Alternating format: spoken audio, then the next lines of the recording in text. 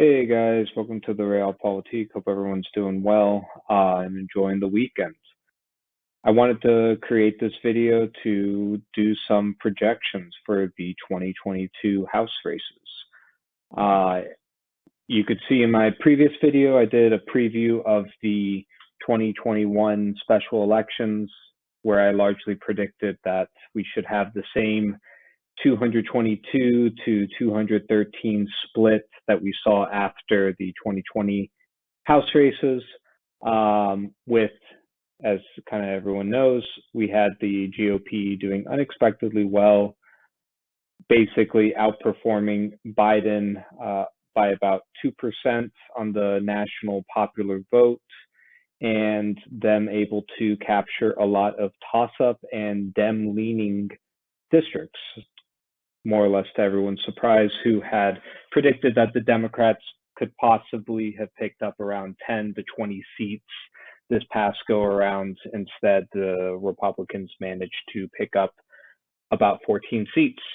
So I wanted to delve into a little bit of projections for 2022. The biggest,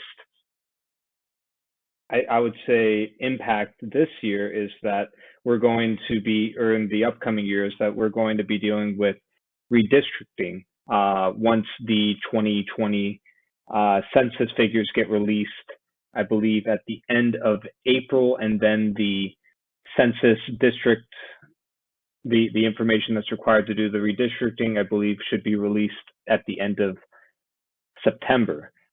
So we saw a lot of growth in states like Texas and Florida, and in general, the South and the West of the country, while at the same time, we saw the Midwest and Northeast continue its population trend downward. So the big winners here are going to be Texas and Florida with 3 and 2 seats respectively. And when everything is over, and once they have the information finalized, as you can see here, you have no state losing more than 1 seat. I have read that New York could potentially lose up to 2 districts once everything is said and done, but that is to be determined. So it is difficult for us to really make, concrete projections with each individual congressional district. And while that's because we don't know how they're going to look, every district is going to most likely be at least a little bit different.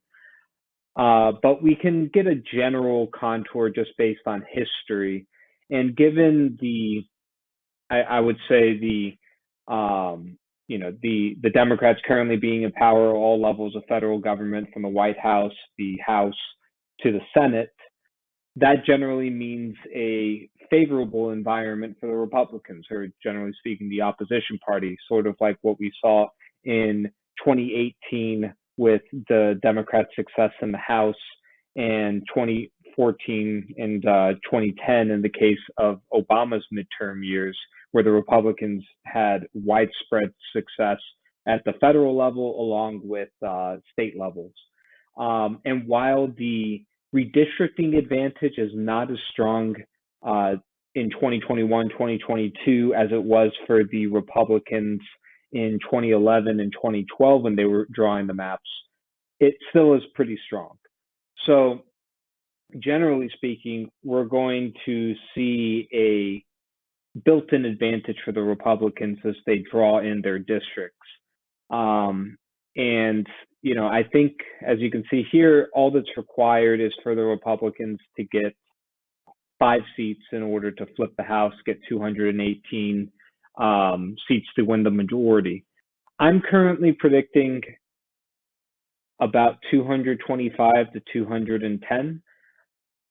This would be a moderate pickup. We'd be talking the Republicans gaining 12 seats, which I think is relatively reasonable given how they, have this built-in redistricting advantage. States like Texas and Florida, where I'd predict that Texas is probably going to be able to add 2 Republican seats and 1 Democrat seat for a net gain of 1.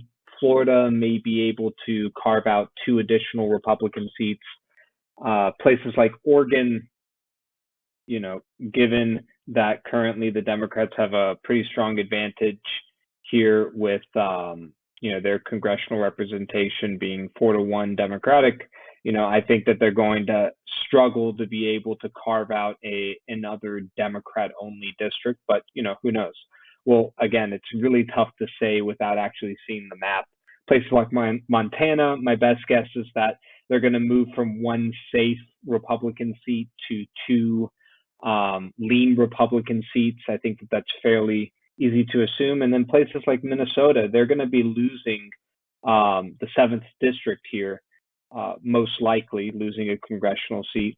However, what I think that kind of translates to is, the support, Republican support, moving closer to the major metropolitan areas in St. Paul and Minneapolis, making the 6th district a little bit stronger for the Republicans, the 7th district the 1st district a little stronger for the Republicans, which will kind of bleed over into perhaps the 2nd district to make it a little bit more favorable for the Republicans to flip in 2022, especially, again, given in the kind of midterm penalty that the Democrats are projected to take and the built-in advantages nationwide due to redistricting. Of course, this is going to move in favor of Republicans in some places, against them in others. New York, which will lose 1 to 2 seats, is likely going to see, potentially a further, much like what has been done in Texas and Florida in favor of the Republicans. I think in places like in New York, you're going to see, especially if the Democrats decide to go it alone and not use their independent redistricting commission, it wouldn't surprise me to see if their current, I believe, so they have 27 seats now, I believe. Let's say it gets brought down to 25. I wouldn't be surprised to see them carve out a map that's 22-3 in favor of the Democrats. Given how close districts like the 22nd district were, and frankly, just how you can carve out a map. I can definitely see them being able to carve up Staten Island here in the 11th district, along with Long Island, to be a little bit more favorable to the Democrats. Places like Maryland, there's talk of the current 8 districts there being redistricted so that instead of it being 7-1 Democratic, it's 8-0 Democratic. Something that they definitely could do by diluting out the Republican share in the 1st district, having it reach deeper into Baltimore and the suburbs there. So again, there's just like a lot that we're going to have to wait on. It's just that I feel that, generally speaking, this will be a beneficial year for the Republicans. This is the map as I see it kind of right now. I tried to do the tilts, leans, safe, solids, kind of based on the 2020 election results, along with kind of where I see the map going in the future. I'm from New Hampshire. The GOP chair Stefanik has made it clear that they want to draw one safe Democrat seat, one safe Republican seat. I believe currently the 2nd district here has a PVI index of around +2 Democratic, and the New Hampshire 1st has a R+2. It wouldn't surprise me to, granted, New Hampshire has trended a little bit more towards the Democrats in recent years, so it'll definitely be tough, I think, especially when you look at how efficiently New Hampshire voters are distributed, or it's difficult to carve up like a safe Democratic, safe Republican district in a state like New Hampshire. But I think if they do it reasonably enough, you could have New Hampshire's 1st tilting Republican in like I have it here, tilting towards the Republicans in 2022, with a solidly safe New Hampshire 2nd district for the Dems.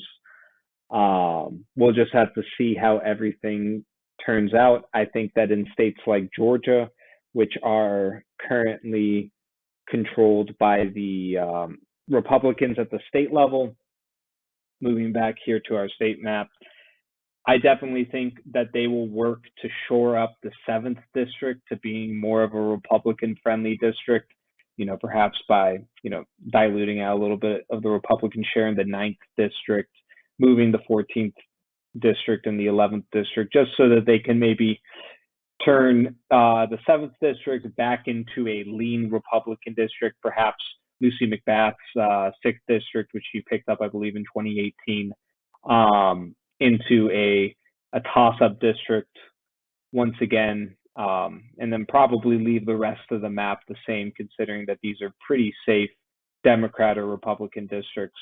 That's how I kind of see it unfolding. The South Carolina's 1st district is most likely going to be shored up, so it moves from what right now I would say is a solid toss-up district to perhaps a tilt Republican district to a lean R district. Same thing here in like Utah's 4th district around Salt Lake City. Once again, it's really tough to speculate too much. I just think that the net effect of the redistricting bias towards Republicans, the Republican advantage given the midterm penalty that the Democrats likely will face, will be enough to put them over. Again, tons of factors. Like right now, if I was looking from the Republicans' perspective, that I would be very concerned about is, the fracturing within the Republican Party, the prospect that many Trump voters, or for that matter, traditional Republican suburb voters who have, stuck with the GOP despite, everything that Trump has done with the party, that both of those factions could move away from the GOP, either decide not to vote at all, or maybe flip over to the Democrats. Furthermore, if the Trump wing of the party manages to nominate their preferred candidates in a lot of these suburban districts, for example, my native New Hampshire's New Hampshire 1st district, or a place like Georgia's 7th district, these relatively suburban, generally speaking, Republican-friendly districts, but have been, turned off to the Republican Party in the era of Trump. I definitely think that in that case, as we start to get more district-level polling data, and for that matter, generic polling data towards the rest of this year, we could see that a potential whatever advantages that the Republicans have from like a structural perspective could be blunted by these individual characteristics. Again, it's fun to speculate. At this point, this is how I kind of see the map looking. You can sort of see just quickly where I've kind of moved certain districts, generally speaking, from either being tilting Dem to tilting Republican, or from tilt R to lean R, lean Dem to tilt Dem. Really tough to tell us a ton right now, but we'll see kind of how everything unfolds for the rest of the year. Anyways, just want to toss this out. Again, I want to kind of keep this on a monthly cadence, especially since I think probably starting in the next few weeks, or at least the next month, by the end of this quarter, we should start to see some level of generic polling data. I'll be able to adjust this map, make it on a national level with those high level numbers, 225, 210, in the direction of where I see it going. But again, we're going to have to wait for the actual map to be released, perhaps at the end of this year or at the start of next year, before we can actually do these district level projections and get a really good idea of where the map will be. So anyways, thank you guys for watching. Really appreciate it. Hope this was somewhat informative. Again, please let me know if you have any suggestions, and I will be happy to take them up for any future videos. Hope everyone's staying safe and warm, and have a good weekend. Bye.